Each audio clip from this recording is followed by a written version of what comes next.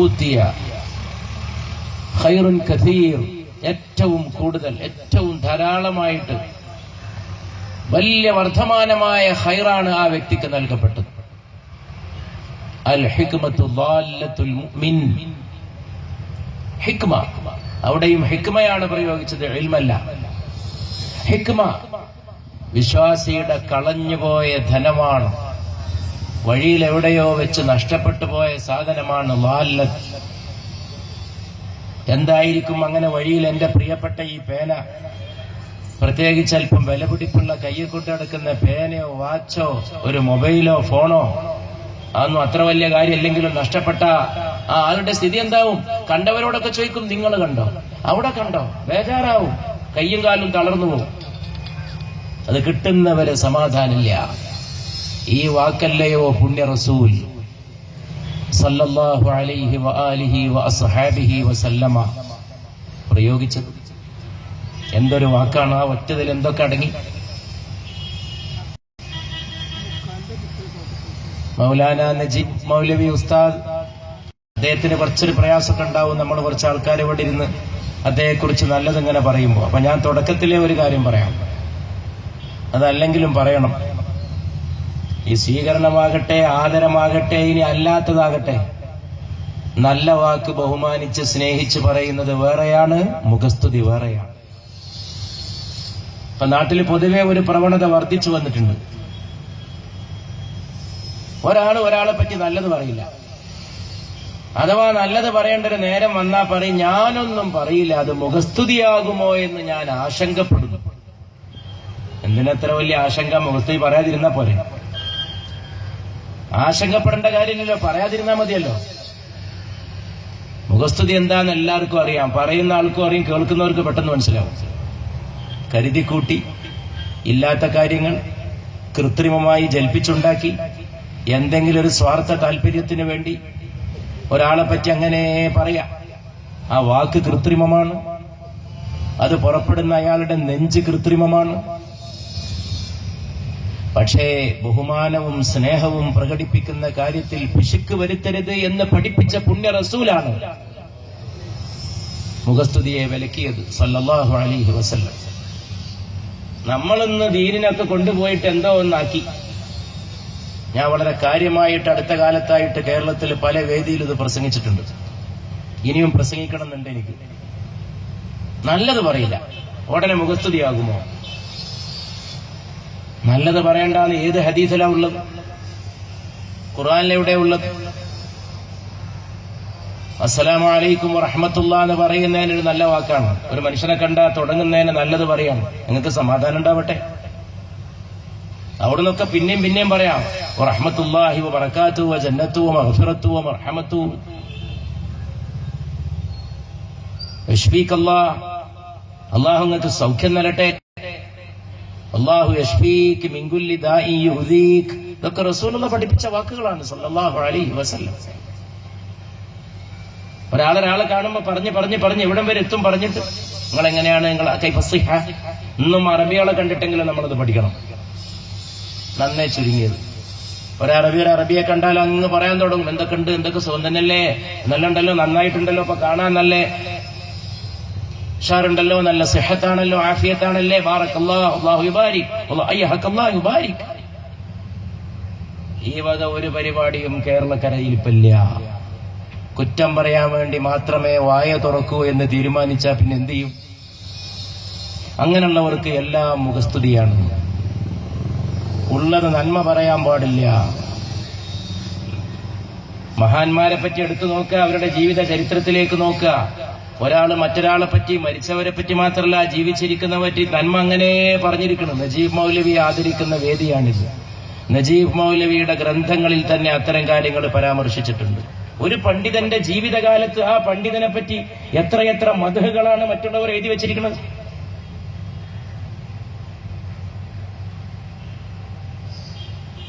ഹൃദയത്തിന്റെ നന്മയാണ് നല്ലത് പറയാന്ന് പറയുന്നത്. അത് ആരോഗ്യം വർദ്ധിപ്പിക്കും. നമുക്ക് പറയുന്ന ആൾക്കും കേൾക്കുന്നവർക്കും ഒക്കെ നല്ലത് പറയും, അല്ലെങ്കിൽ മിണ്ടാതിരുന്നോ എന്നാണ് പുണ്യ റസൂലിന്റെ താക്കീത് സല്ലല്ലാഹു അലൈഹി വസല്ലം. അപ്പൊ നല്ലതാണെങ്കിൽ പറയണം എന്നാണ് ഇതിന്റെ അർത്ഥം. ഞാൻ ഇത്രയും പറഞ്ഞില്ലെങ്കിൽ ഒരുപക്ഷെ ഈ സദസ്സിൽ ഒരു 1% ആളെങ്കിലും ഉണ്ടായാലോ. ഞാൻ ഇനി പറയാൻ പോണ കാര്യങ്ങളെ ശങ്കയോടെ കാണുന്ന അത് മുഖസ്തുതിയല്ലേ? ആളെ ഇരുത്തി പറയാൻ പാടുണ്ടോ? ഇതൊക്കെ വരെ ആരാ പഠിപ്പിച്ചത്? ഖുർആനും ഹദീസും ഉത്തരവാദില്ല എന്നെങ്കിലും മനസ്സിലാക്കണം. ഇതൊക്കെ ഓരോരുത്തർ ഉണ്ടാക്കി തീർത്തതാണ്. എത്ര സുന്ദരമായിരിക്കും. ഓ, നിങ്ങൾ ഈ കുപ്പായ നല്ല കാണാൻ നല്ല അഴകുണ്ടല്ലോ. ഓ, ഒരു നല്ല അത്തർ, ബാറക്കല്ലാഹ്, മാഷാ അല്ലാഹ്. ഉടനെ മാഷാ അല്ലാഹും കൂടി പറയണം, അല്ലെങ്കിൽ അതിന് പറ്റാനുള്ള സാധ്യത ഉണ്ട്. അതും പരിശുദ്ധ റസൂല് പഠിപ്പിക്കുന്നുണ്ട് സല്ലല്ലാഹു അലൈഹി വസല്ലം. എന്തുകൊണ്ടാണ് അങ്ങനെ പഠിപ്പിക്കേണ്ടി വന്നത്? നല്ലത് പറയുന്നോണ്ടാണ്.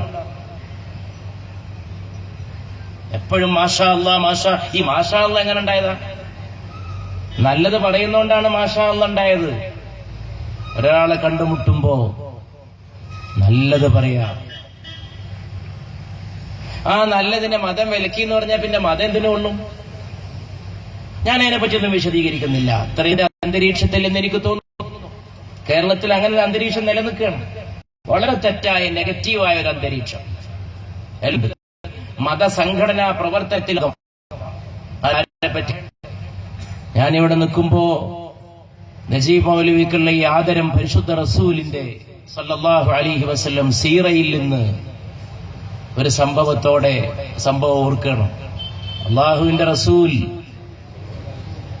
സലാത്ത് കുറച്ചൊക്കെ ഉണ്ടായാൽ നല്ലതാണ്. ചൊല്ലുന്നുണ്ടാവാം, എന്നാലും വേണ്ടത്ര പോരാന്ന് എനിക്ക് അഭിപ്രായമുണ്ട്. ഇതുപോലുള്ള സദസ്സിന്റെ ഏറ്റവും വലിയ സുഗന്ധം അതായിരിക്കണം. നമ്മൾ കൂടിയതും നജീബ് മൗലവിക്ക് ബഹുമാനവും ഒക്കെ കഴിഞ്ഞ് പിരിഞ്ഞു പോകുമ്പോ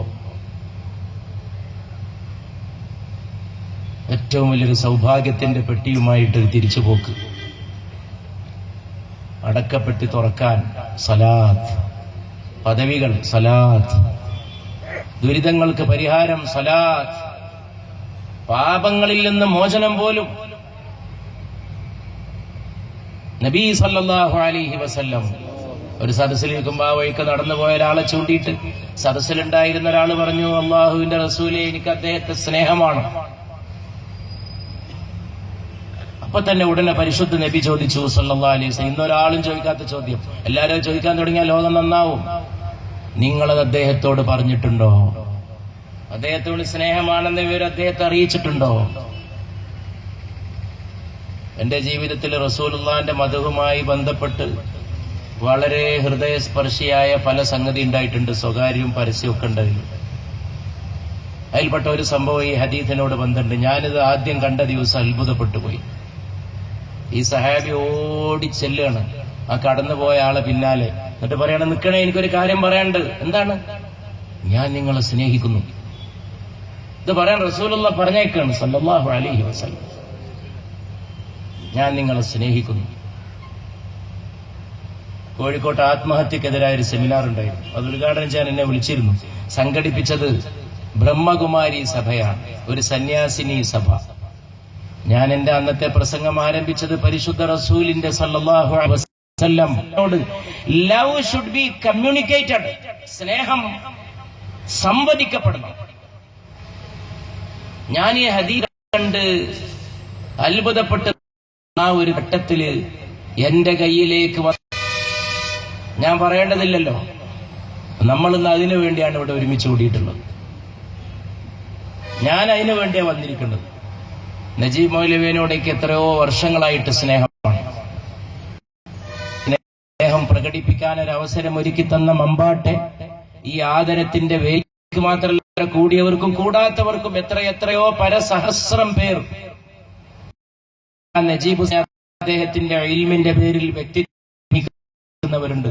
അള്ളാഹു അദ്ദേഹത്തിന് ദീർഘായുസ്സും ആഫിയത്തും ഇനിയും ഒട്ടേറെ ഉയർന്നു പോകുന്ന അറ്റമില്ലാത്ത ഇൽമ മാത്രമാണ്. അതിന് പ്രയോഗിക്കാനുള്ള തൗഫീഖും അർഹമുർ റഹീമിനെ ഏറ്റി നൽകണേ എന്ന് പ്രാർത്ഥിക്കാനാണ് നമ്മൾ ഇവിടെ സമ്മേളിച്ചിട്ട്. ദുആയുടെ സദസ്സാണ്.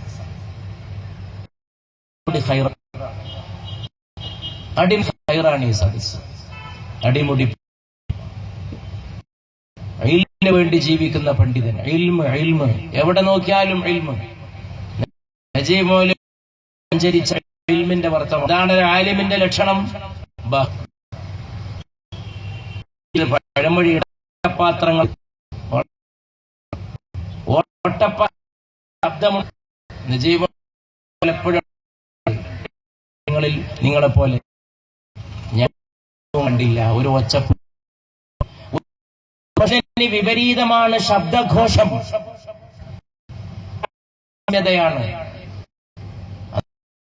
ാണ് തന്നെ ഒരു സ്വഹബ് ഇരുന്നാൽ കൽബ് ലേക്ക് പോകണം.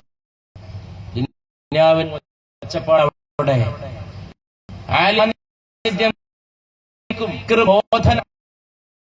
എല്ലാ ബോധനവുമായിട്ട് ബന്ധപ്പെട്ടതാണ്. അതാകട്ടെ ഒരു പടി കടന്ന് വിശുദ്ധ ഖുർആൻ എന്ന ഏറ്റവും വലിയ ഉത്ബോധനത്തെ തന്നെ അല്ലാഹു ദിക്ർ എന്ന് വിളിച്ചിരിക്കുന്നു. ഇന്നാ നഹ്നു നസ്സൽന ദിക്ർ വഇന്നാ ലഹു ലഹാഫിളൂൻ. ഈ ദിക്റിനെ നാമാണ് ഇറക്കിയത്, നാം തന്നെ അതിനെ കാത്തു സൂക്ഷിക്കുകയും ചെയ്യും.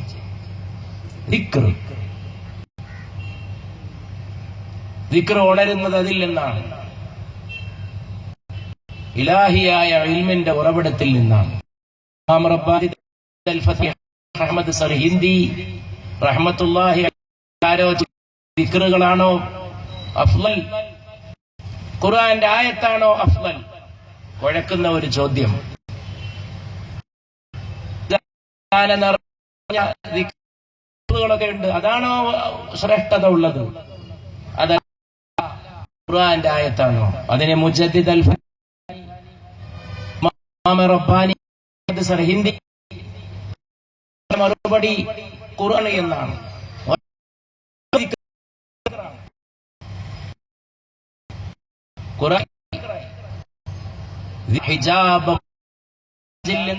ലോഭനങ്ങളിൽ നിന്ന് ഹവയിൽ നിന്ന് മറയിട്ടു ഖുർആൻ. അത്രമാത്രം ശക്തമായ ദിക്ർ ഖുർആൻ ഉണ്ടാക്കി.